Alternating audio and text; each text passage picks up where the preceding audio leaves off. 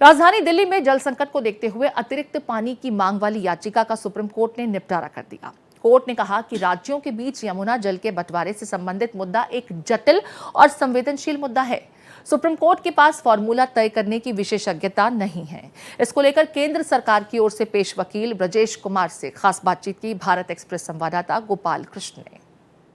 अतिरिक्त पानी की मांग को लेकर दायर दिल्ली सरकार की याचिका का सुप्रीम कोर्ट ने निपटारा कर दिया है। हमारे साथ केंद्र सरकार की ओर से पेश वकील ब्रजेश कुमार हैं। आइए इनसे जानते हैं, सर आज कोर्ट ने क्या कुछ किया है याचिका का निपटारा करते हुए।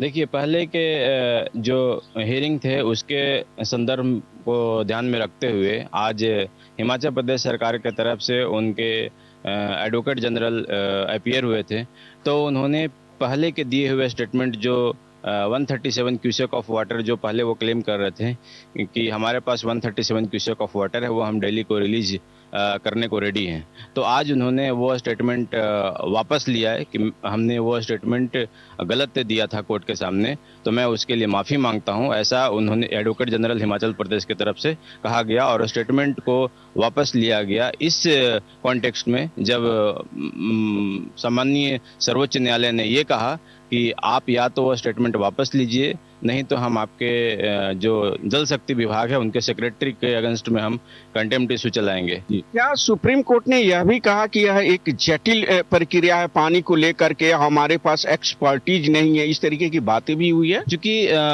Water dispute comes under the provision of article 262 of the constitution of India.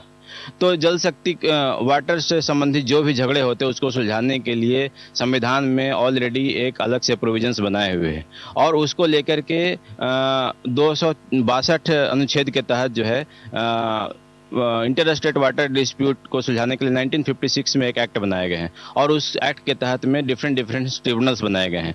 तो वो ट्रिब्यूनल्स जो है वो एक्सपर्ट ट्रिब्यूनल्स है। तो राज्य और जो यमुना अपर रिवर बोर्ड है वो बैठेगा, उसके बाद इसमें तय होगा और साथ ही मानवता के आधार पर पानी रिलीज करने की गुहार लगाई है दिल्ली सरकार ने हिमाचल प्रदेश सरकार को। तो अब देखना होगा कि क्या हिमाचल प्रदेश सरकार मानवता के आधार पर पानी रिलीज करेगी या नहीं। भारत एक्सप्रेस के लिए कैमरा पर्सन मनु के साथ गोपाल कृष्ण।